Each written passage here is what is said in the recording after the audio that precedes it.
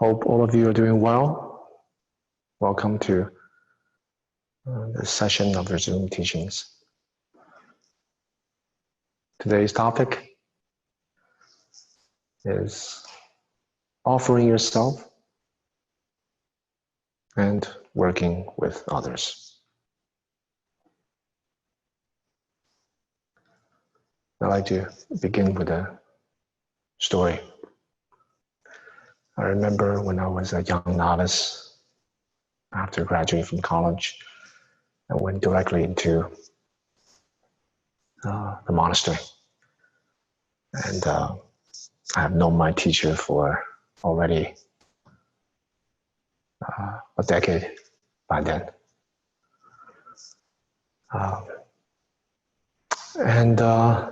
Being young, energetic, and his personal attendant, basically, my schedule is different than everyone else's. So I travel with him whenever we are in New York, very busy. I put on many hats. It's translator, secretary, public relation person, and editor, all that, with everyone's help. But in Taiwan, my job was basically pretty simple. In the morning, I just swept the parking lot of the monastery. And I remember this very clearly.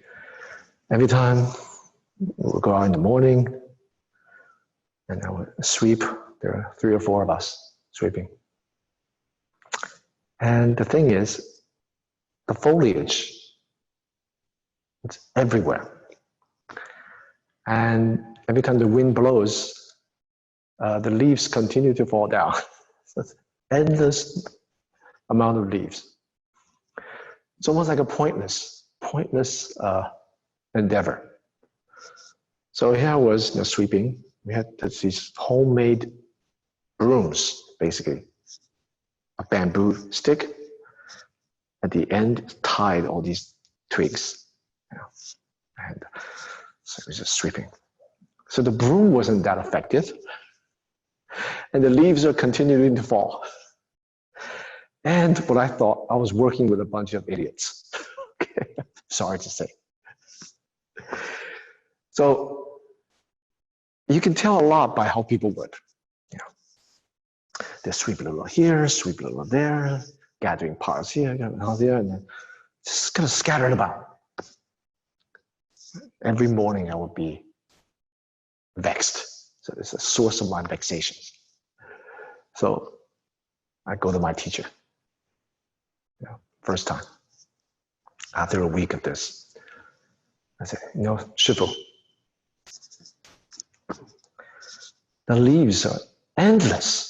We sweep in the morning, 2 hours later it's fall.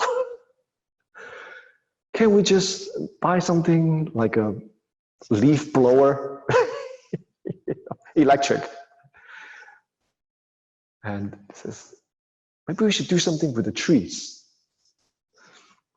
And he just looked at me like, no, you sweep. And after some time, because I had access to him, so I was his attendant, so I just went straight to him. Usually I just knock on the door and just go in. Second complaint. Says, Shifu, can you just assign me to work on the parking lot? Because these people, the more they help, the more mess they make. Give it to me, half hour, I get it done. And my teacher looked at me again and says, no, you work with them. But it's not efficient. So I was thinking still in a worldly way, in a way that doesn't see sweeping as practice. That was just a task, a source of my vexations. Whereas for me as a young monk, what I thought practice was meditation. Meditation hall, scriptural study. So all I want to do is get that over with so I can get on to the real task. The third time I went to my teacher. So Shifu, it's about the sweeping again. It's like, you don't know what practice is. It's dumbfounded. Practice? What? So the practice is precisely working with others. It's not about efficiency, although efficiency would be nice, but for you in this task, because that is a source of your vexations. That's your Chan Hall. That is the opportunity from which you have already revealed your self-referential grasping and rejecting. Practice is about process. When I heard that,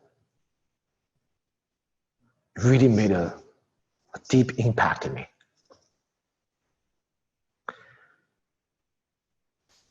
All the people that I work with, that I interacted with, all the tasks that I was confronted with,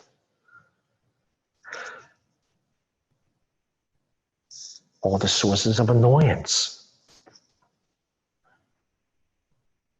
they are my path.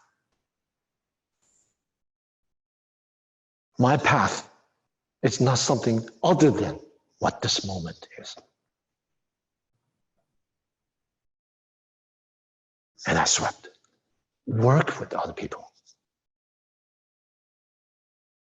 And in that process, I discovered, just like me, I had my own opinion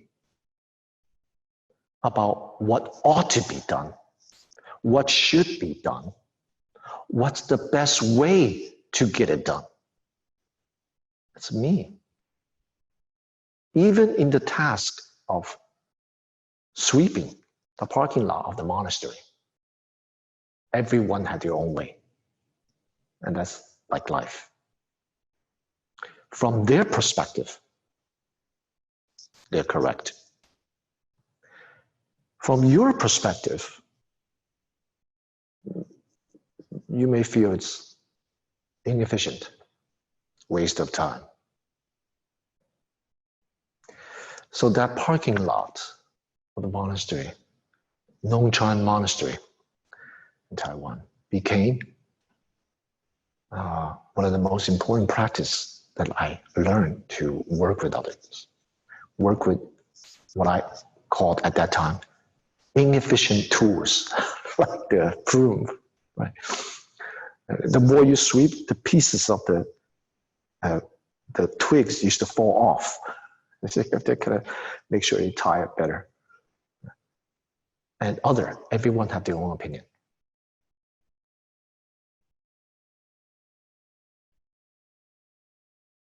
And I learned one lesson from that, and that is, there's two sides of it. Put down my own narratives, rumination, deluded thinking, wandering thoughts. That's one side. Another side, offer yourself. Embrace everyone. Embrace everyone. Everyone is trying their best. Just that their way to do it may be at the expense of hurting you or arguing with you or doing it their way. And that can be applied to every aspect of our life. It doesn't mean that we have no opinion, we become aimless, indecisive. But in this process of using this principle, I began to understand what kinds of self-referential thoughts tend to come up within me. And what type of people I tend to kind of gravitate to, I can work with other type of people. So everyone I met became part of my practice, reined into my path. So recently, in response to the coronavirus, of course, we, like every other teacher in the West, also in different parts of the world, other parts of the world, everyone is doing Zoom teachings. So this satisfies, the spiritual, emotional support that we can offer to practitioners very widely. But no one's really offering concrete ways to actually help other people, to do something about. So everyone's basically home. So I felt the need to bring every Buddhist effort together, all the different Dharma centers, and in a concerted, focused way, we help the frontline healthcare workers. Our efforts, if it's diffused, it will not be so effective. But if it's focused, with a single aim, we can't possibly do everything. With a single aim, we will be able to make an impact. We will be able to save lives. So I thought we should get FDA-approved surgical masks. And 95 masks are already very difficult to get. So last week, because of this idea, we began what I call the Dharma Relief Project, drawing together all the skills and the wonderful enthusiasm and the spirit of, most importantly, compassion in action of not only the Tallahassee Chan Center, but all of my friends, Dharma brothers and sisters everywhere, teachers, different centers, and everyone was on board. It was an amazing thing. In a very short amount of time, we were able to build a website, have a script for the website, the text, draw the resources, have contacts in manufacturers in China, sort them out, and this is something that not one person can do. It can only be done when we offer ourselves for a greater good, for everyone's benefit, yet with a focused direction. So as long as the direction is clear, everyone will chip in. Everyone will chip in. So this Dharma Relief within a short span of time has drawn together the resources of many donors, patrons, many volunteers, many skilled people. Some of them are my students, some of them are friends. We come together and we do this project. But in this project, just like the parking lot, a lot of people will have their own ideas. Sometimes people will lose vision of the direction. They will be pushed and pulled by different ways. And sometimes there are critics, just like me. When I began as a novice, I complained to my teacher. This is not good. That is not good. He's no good. This group of people, just let me do everything. I'll get it done. Nothing gets done that way. So same thing, when we do this project, we also heard critics. Now you may think, what is there to criticize? This is a virtuous endeavor, worthy endeavor. But everyone will have their own opinion of things, have their own idea of things. Like I said, how to do it. What is the best way to do it? What approach should we take? Criticizing the text that we have on the website, criticizing our approach, So the correct attitude, like I said in the beginning, is put down own narratives, the self, embrace everyone. So my teacher taught me a shortcut to this. He said, other people criticize you. That's normal. Normal. People helping you, that's not normal. So it's only natural that people criticize you from their own perspective. From their perspective, they're right. And from your perspective, you may feel differently, but from their perspective, you're right. So we treat that. We expect criticism when we work with others. Then we'll not be astonished, not be surprised.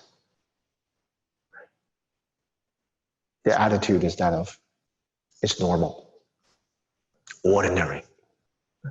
It's ordinary. You're at ease. Nothing is extraordinary, except one. What is extraordinary? Everyone coming together. People that are supportive, people that help you. That's not normal. That's extraordinary.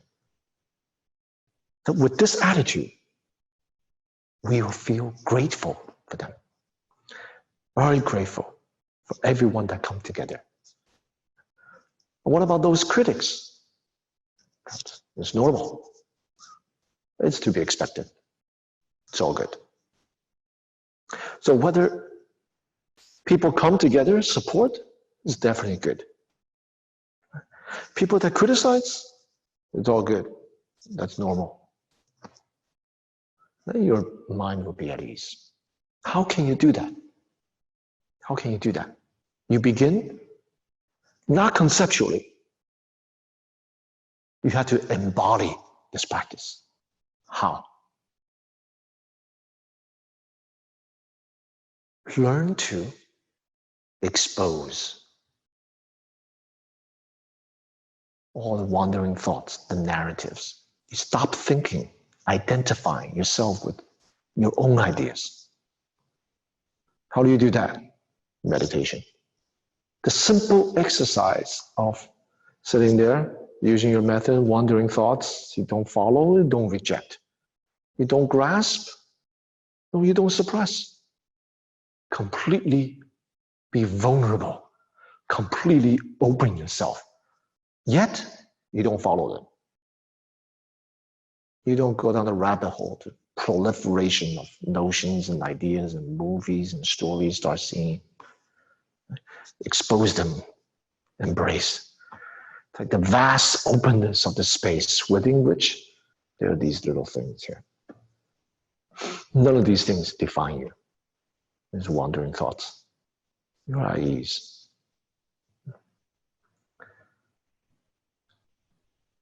Once we cultivate this, embody this, then the critical voices, the rumors, sometimes people spread rumors about you, misunderstand you. My teacher had a great way of training me when I was novice. He always wrongly accused me to do something or publicly humiliate me. Why? It's an opportunity to see yourself. See how you respond. That used to always get me. It always get under my skin until I started practicing. I stopped thinking practice is meditation. Practice is all of these are integrated, whether in stillness or activity. But the only way to really engage in genuine practice is to face yourself, all the things that come out, and yet not identify, not suppress, not follow, not grasp. Allow it to go through. And there are levels.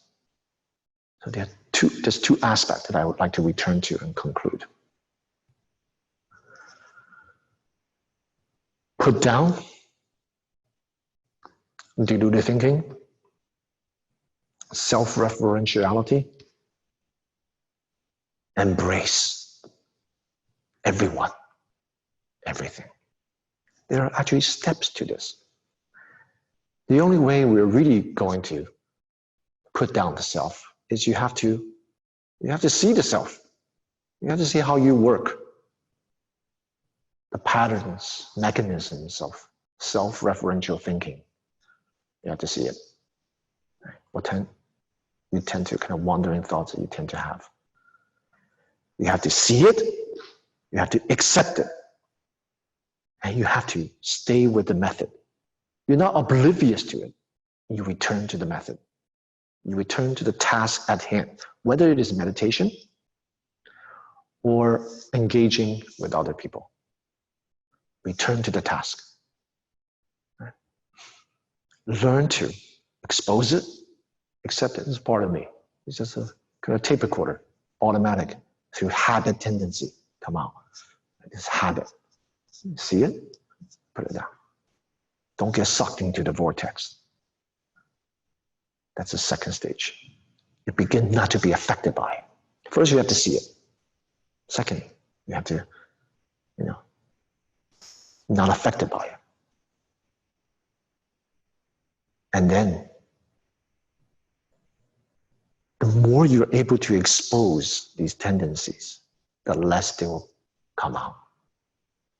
The less they will come out. The mind is able to be clear. Clear. Not too much wandering thoughts. Not only sitting, but during the day, not too much wandering thoughts. The mind is trained to be on task. Other people may take 20 hours to do something. You go faster. Why? You're more efficient. Less energy is spent on wandering thoughts. So single-mindedness.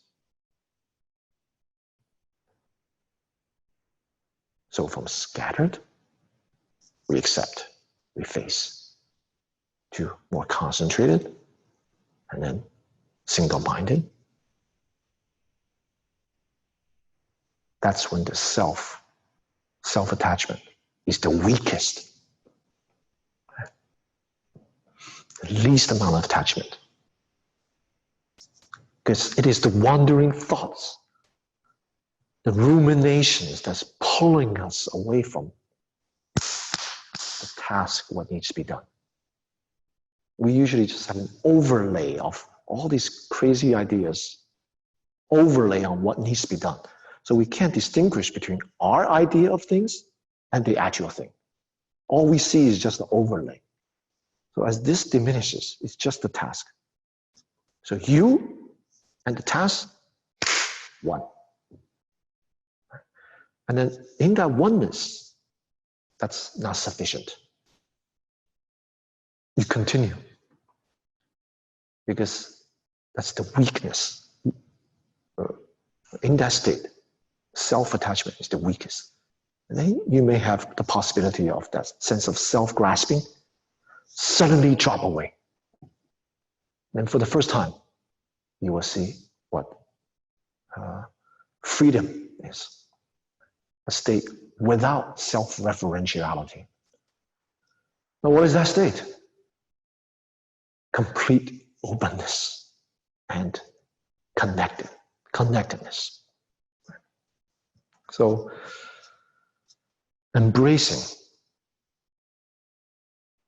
offering ourselves is, in a way, letting go of the self. It's just the flip side of the coin.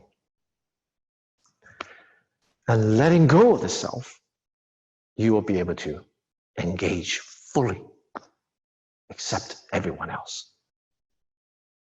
And accepting everyone else also needs to be cultivated. We don't wait till we let go of the self and then we start to cultivate compassion. These two are intimately connected. Intimately connected. So how do we cultivate that? In that process of facing ourselves, seeing our narratives and learning not to follow it or be caught up with it, allowing that, whatever that come up, to actually be, to be present to it, we become more compassionate. The more we dive deep into ourselves, genuinely be able to face the fear, the anxiety, the stress, our shortcomings, without trying to conceal them, the more we are able to face the vulnerability of our humanity, the more our heart will be softened. And then when we see other people criticize you, your self is not injected into that criticism. It's just that person talking. It's nothing to do with you. You don't need to even, most of the time, you don't even need to address it. Just smile, keep on going. Just do what you need to do. Do what the circumstances call for. If something really needs to be addressed, well, you address it. So learn to be vulnerable, open. You'll be able to recognize where other people are coming from. In fact, they're just like you. They're just like how you act. The more shortcomings you see in yourself, and not try to conceal it, completely open to it. And when you see other people behaving a certain way, you see, I used to be like that. So you have a little compassion for them. Why? Because you're compassionate to yourself. You accept yourself. You don't try to reject or suppress or grasp something to replace yourself. You just completely dive in, open. You embrace. And you'll be able to embrace other people. So these two are working in tandem with one another. So more and more as you work with others, you will be able to learn from them. you'll be able to enter their thinking, their feelings, and see from their angle. You can also see your own patterns. Sometimes there are certain people that just press the wrong button. Right? So this, all of us have to learn about this. And but it is precisely these people that we should be grateful to. If everyone's so nice to you, where is the practice? Right? So that when we encounter difficulties working with others, then we learn. This is from a practitioner's perspective. It doesn't mean objectively, just let your business go wild, go down the hill, because it's all practice. You don't do that. You still have, like I said, a direction, a vision. And all the work that you do is to that fulfillment of that vision. So what needs to be done still needs to be done.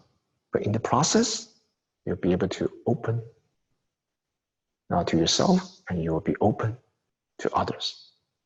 And that openness will allow you to mature in developing patience, kindness, compassion, and skillful means. So